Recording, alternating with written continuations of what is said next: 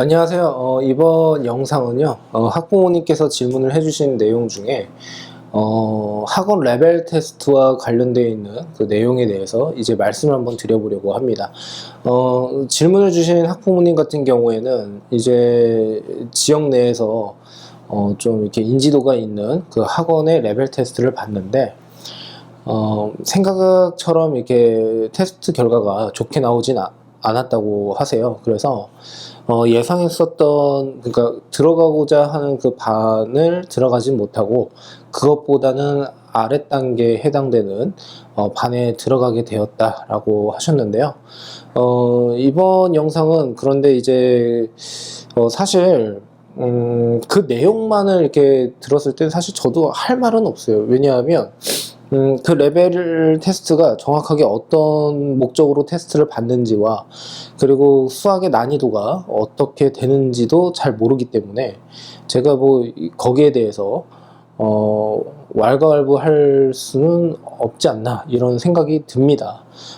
다만 제가 이번 영상을 통해서 이제 말씀드리고 싶은 것은 학원의 레벨 테스트에 대한 전반적인 내용에 대해서 이제 말씀을 드리는데, 이제 제가 그 전반적인 내용을 이렇게 추려서 말씀을 드리다 보니까 사실 하고 싶은 말은 상당히 많으나 좀 그 기본적인 내용에 대해서만 먼저 말씀을 한번 드려보려고 합니다.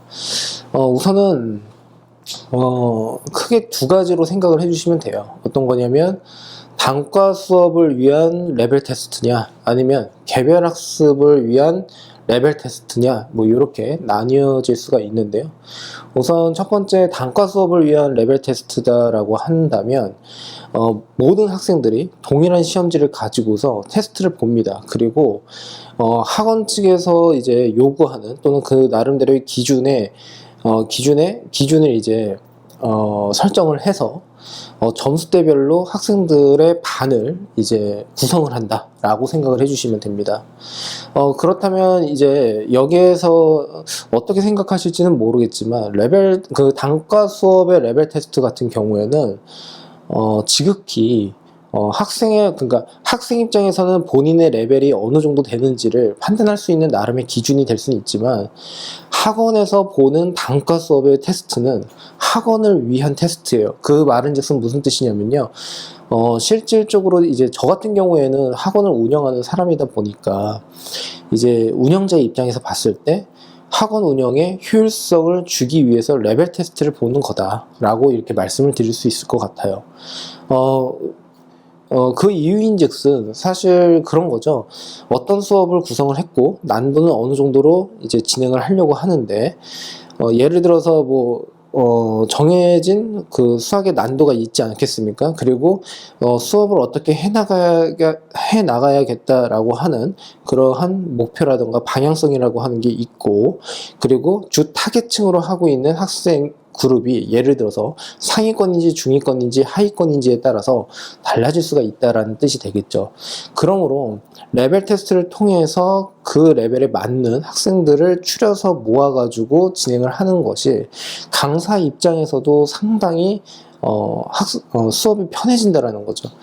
같은 반에 중구난방으로 이제 여러 레벨의 학생들이 같이 섞여 있다라고 하게 되면 결국에는 강사가 어느 쪽에 포커스를 두고서 설명을 해야 될지를 잘 모르는 경우가 발생을 하게 되는 겁니다. 그러니까 학습이나 그 수업의 효율 자체가 떨어진다라고 할 수가 있고, 뿐만 아니라 학생의 입장에서 봤을 때는 결국에 본인의 학습의 질이 떨어질 수가 있다라고 생각을 할 수가 있겠죠. 자, 그래서 결국에는 운영상의 효율을 위해서 레벨 테스트를 보는 거다라는 말씀을 이제 먼저 드리고요. 그런데 이제 이런 경우가 있습니다. 예를 들어서 이 영상을 보시는 이제 보시는 분이 원장님이다라고 한다면, 하위권 학생 같은 경우에는 이제 그러니까 이런 경우가 있어요. 뭐냐면 학원을 막 이렇게 돌아다녀 본 거죠. 그런데 이제 본인의 진도에 맞는 이제 수업이 아니라 그것보다 조금 상위 레벨의 이제 뭐 수업으로 구성이 된다라거나 아니면 선행을 한 학생들만 받는다거나 뭐 이런 식으로 이제 학원들마다의 기준이 이제 발생을 하게 됩니다. 그런데 예를 들어서 하위권을 이제 모집을 한다라고 했을 때 이 하위권을 여러 학원에서 이렇게 그 방구성을 하는 것에 좀 방구성을 하는 것을 꺼려하는 이유 중에 하나는 뭐냐면요.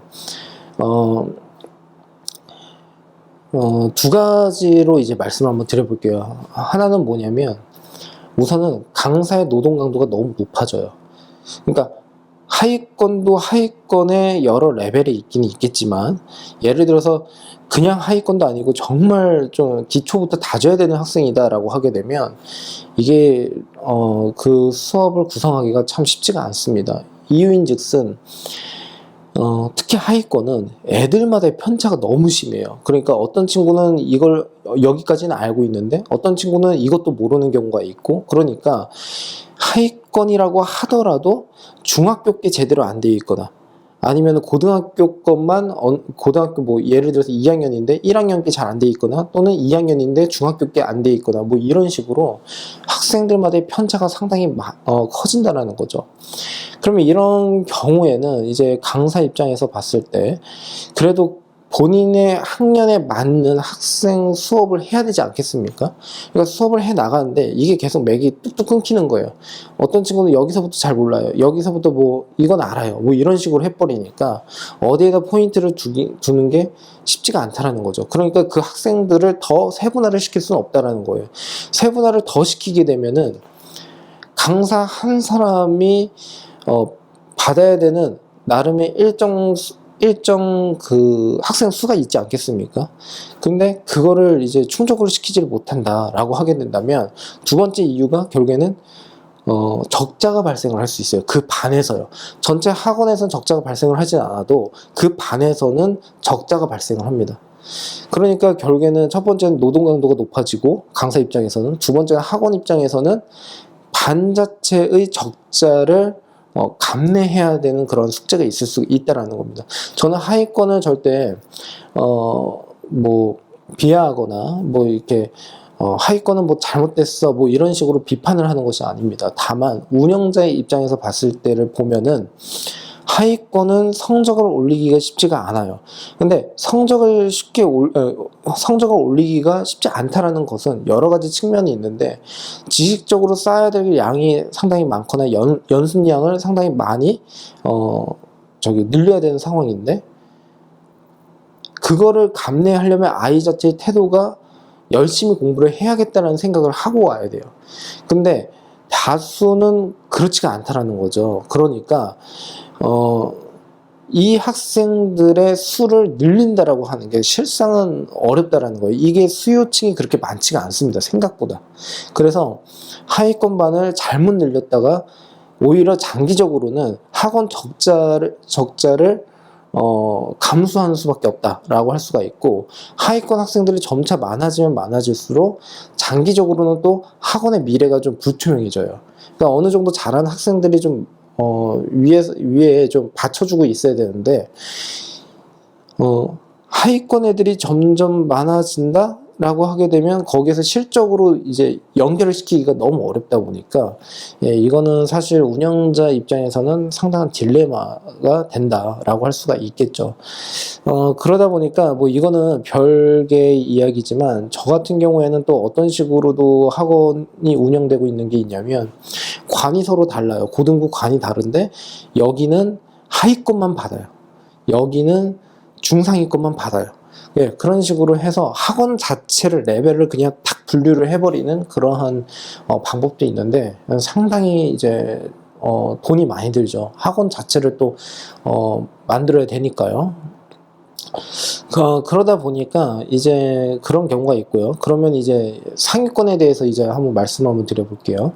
상위권에도 여러 레벨의 학생들이 있잖아요. 예를 들어서 만일에 좀 극단적으로 의대반이라던가 아니면 중등 KMO 반이라던가 이런 것들을 구성을 한다라고 했을 때, 실상 의대반과 KMO 반을 구성을 정확하게 하려면 사실 레벨을 상당히 높여놔야 돼요. 왜 그러냐면 우선 기본적으로 수학만 하더라도 의대를 가기 위해서는 무조건 1등급이 나와야 하는데 이 1등급 배에서도 100분위와 그 다음 표준 점수가 좋아야 돼요. 그러니까 결국 근사적으로 거의 만점에 가까운 점수를 끌어내야 된다는 뜻이 되거든요. 물론 무조건 100점을 받아야 된다 이런 것은 아닙니다. 의대를 가기 위해서는 나머지 과목들이 다 잘 나와야 돼요.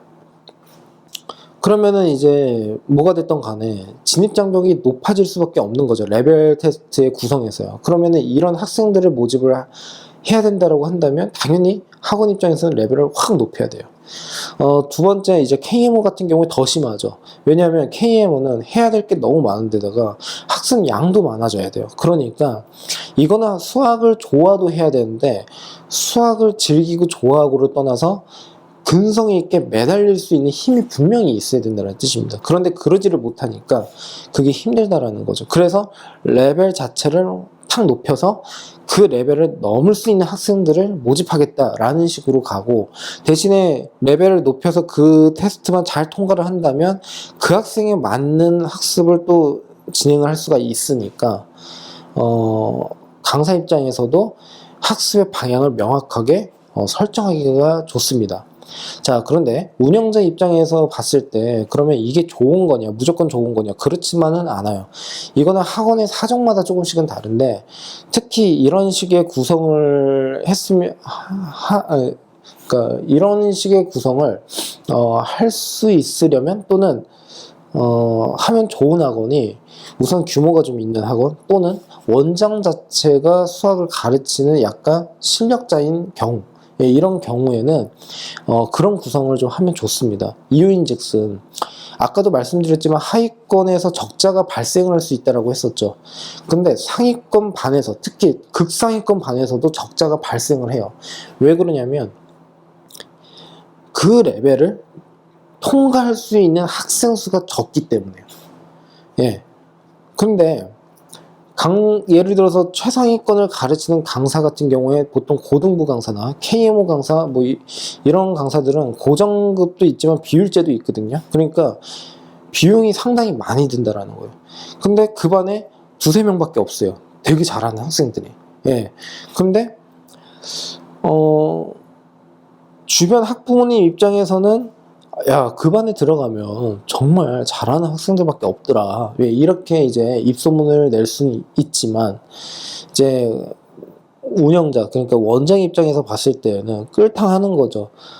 강사료는 만만치가 않은데, 이거를 계속 유지를 하려고 하니 이게 감당이 좀 안 될 수도 있다는 겁니다. 학생 수가 많지가 않으면, 또는 본인이 가르치기가 힘들면 그렇게 된다는 뜻이에요.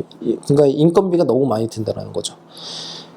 그러다 보니 만약 진짜 극상위권을 이제 구성을 하는 경우에는 이제 어떤 경우냐면 쉽게 말씀드리면 이거는 홍보의 대상이 될 수가 있다. 그리고 실적으로 바로 연결을 시킬 수가 있기 때문에 극상위권 반을 일부러 유지하는 경우가 있고, 그거를 운영자 입장에서는 광고비다라고 하는 경우가 있어요. 그러니까 저 같은 경우에도 이제 장부 정리를 하거나 이제 뭐 여러 가지 이제 학원에 관련돼 있는 뭐 저기 회계 뭐 이런 것들을 이제 정리를 할 때 최상위권 반 같은 경우에는 홍보 또는 광고비 뭐 이런 식으로 완전히 지출이다라고 생각을 해버리는 경우가 많습니다. 예. 그리고 이제 결국에는 학원 자체가 제대로 돌아가려면 결국에 중위권 애들이 많아져야 되거든요. 그리고 이제 동영상 강의라던가 이런 것들을 이렇게 보면은 스타 강사분들이 이제 주 타깃으로 하는 게 중위권이에요. 중위권 같은 경우에는 선생님마다의 기준이 분명 다르지만 제 입장에서는 이제 2등급에서 3등급 정도가 중위권이라고 생각을 하고 있거든요. 중위권이라고 하게 되면은 이제 가장 많은 학생 수를 보유할 수가 있고, 그리고 그것보다 조금 더 등급을 더 내려서 2등급에서 4등급까지 스펙트럼을 넓혀버리면 그만큼 이제 단과 수업을 할 때 학생을 모집하기가 상당히 좋아진다는 거죠. 그래서 거기에 맞는 레벨 테스트가 들어간다라고 생각하시면 됩니다. 레벨 테스트는 크게 뭐 어렵게 생각하실 필요가 없어요. 그러니까 예를 들면은 10문제가 있다라고 한번 해볼게요. 그랬을 때 제가 단과 수업에서 중위권 대상의 학생을 최대한 많이 모집을 하고 싶다라고 하게 되면 3문제 정도는 정말 어려운 문제. 이거는 뭐 풀라고 하는 문제가 아니라 그냥 틀리라고 하는 문제. 그리고 쉬운 문제부터 그 다음에 중간 정도의 그 테스트를 한 7문제 정도를 이제 맞출 수 있게끔 이제 구성을 한다라는 거죠. 물론 더 섬세하게 이제 뭐 하는 방법도 있긴 있겠지만서도 대략적으로 이제 말씀을 드려보면 그렇게 된다는 뜻입니다. 그러면 기본적으로 모두가 대부분이 다 풀 수 있는 기본적인 문제를 냈음에도 불구하고 7문제에서 이제 틀린 문제가 많아진다. 그러면 하위권, 그러니까 하위권 반을 만들 거냐 만들지 않을 거냐. 그래서 만들지 않는다라고 하게 된다면 그 학생들은 모두 이제 리젝을 시켜버리면 되겠죠. 그러니까 학원에 등원을 할 수가 없다. 뭐 이렇게 기준을 딱 정해서 이제 말을 하면 된다는 뜻이고, 그게 아니다라고 한다면 그때는 이제 중위권 반, 그리고 아까 말씀드린 대로 3문제 틀리라고 낸 문제인데 이거를 맞춰버리거나 아니면은 2문제 이상 맞췄다라고 했을 때에는 얘는 극상위권 반, 뭐 의대 반, 뭐 이런 식으로 구성을 한다라고 생각을 해주시면 돼요. 그러므로 제가 되게 장황하게 말씀을 많이 드렸지만 단과 수업에서의 그 레벨 테스트라고 하는 것에 대해서 너무 연연하시지는 마시고요. 제 생각에는 학원 레벨 테스트에서 정말 저조한 점수를 받았다 라고 했을 땐 그거는 좀 문제가 되기 때문에 이 친구가 어떤 문제가 명확하게 있는지에 대해서 학원 측에다 한번 물어본다던가 어떻게 개선을 하면 좋을지에 대해서 조언을 얻는다던가, 그래서 약점을 해결할 수 있는 방향으로 학습을 시킬 수 있게 뭐 해주면 된다라는 거지. 뭐 그 반에 못 들어갔어, 어떻게 막 그렇게 되어버리면 답이 없습니다. 그래서 학원 레벨 테스트에 대해서 너무 일일비 하지는 말자. 그리고 이제 뭐 어디서나 그런 이야기가 나오지만 작정하면은 다 틀리게 할 수도 있어요. 작정하면요. 시간을 적게 주거나 이런 식으로요. 자, 두 번째 이제 말씀을 드릴게요. 개별학습을 위한 레벨 테스트입니다. 개별학습을 위한 레벨 테스트라고 하는 것은 철저히 그 학생의 진도와 그 다음에 수준을 고려를 해서 테스트를 봐요. 그러니까 저희 학원 같은 경우, 그러니까 제가 운영하는 학원에서 여러 종류의 학원이 있을 거 아닙니까? 그 중에서 단과 수업도 있고 개별 학습 시스템도 있는 학원이 있어요. 그런 경우에는 단과 수업은 아까 말씀드린 것처럼 레벨을 딱 정해가지고 그 레벨 이상의 학생들만 뭐 받는다던가, 아니면 레벨별로 딱 구성을 해가지고 이렇게 수업을 하겠습니다 라는 식으로 이제 공지를 한다던가 그러면 되는데, 개별학습 시스템 같은 경우에는 주목적이 학생의 관리거든요. 그러니까 이 아이가 공부를 차근차근 해가지고 점진적으로 실력을 높여서 높일 수 있게끔 학습의 방향 자체와 그 다음에 공부 설정 자체를 개인한테 맞춰주는 거예요. 그러면 이런 아이들한테 학원에서 테스트를 본다라고 하게 되었을 때 단과에서 보는 그런 레벨 테스트지를 딱 주고서 야 풀어봐 라고 해서 점수를 딱 확인을 하고 그 점수대별로 그 아이의 수준을 그냥 생각해도 되느냐라고 하는 것에 대해서 의문점을 가질 수가 있다라는 거죠. 그러니까 만일에 이제 뭐 이도저도 귀찮다, 뭐 원장님께서 뭐 귀찮다라고 하신다면 뭐 그렇게 할 수도 있는데, 제 생각은 그게 아니라 진도를 어디까지 뺐는지, 그리고 어떤 문제집을 풀었는지, 뭐 이런 식으로, 그리고 학부모님이 어떤 코멘트를 달아주시는지 그런 것들을 확인을 해서 최대한 그 아이한테 맞는 테스트지를 구성을 해야 된다는 뜻이에요. 그래야지 이 친구가 학원을 온다라고 했을 때 학원에 와서 처음에 무엇부터 시작을 해야 될지 초기 세팅이 가능하다라는 겁니다. 근데 만일에 그냥 테스트를 이렇게 딱 봤는데 뭐 점수가 너무 나쁘게 나오지 않았고 뭐 그렇다고 해서 뭐 잘하는 건 아니니까 너는 뭐 센부터 시작해 뭐 이런 식으로 해버리면 그거는 개별 시스템이 아닌 거죠. 그래서 지금 제가 말씀드린 이 두 가지 의 시스템에 대해서 이제 테스트에 대해서 말씀을 드렸는데요. 뭐 크게 도움이 되셨을지는 잘 모르겠어요. 그러니까 사교육에서 하는 그 레벨 테스트라고 하는 거는 철저히 그래도 학원의 입장에서 운영상의 효율을 주기 위해서 테스트를 보는 거다라고 생각을 해주시면 된다는 뜻이고요. 그리고 뭐 개별 관리라던가 아니면 개별 학습, 예, 이것 같은 경우에는 기존의 테스트와는 많이 다르더라라고 생각을 해주시면 돼요. 예, 감사합니다.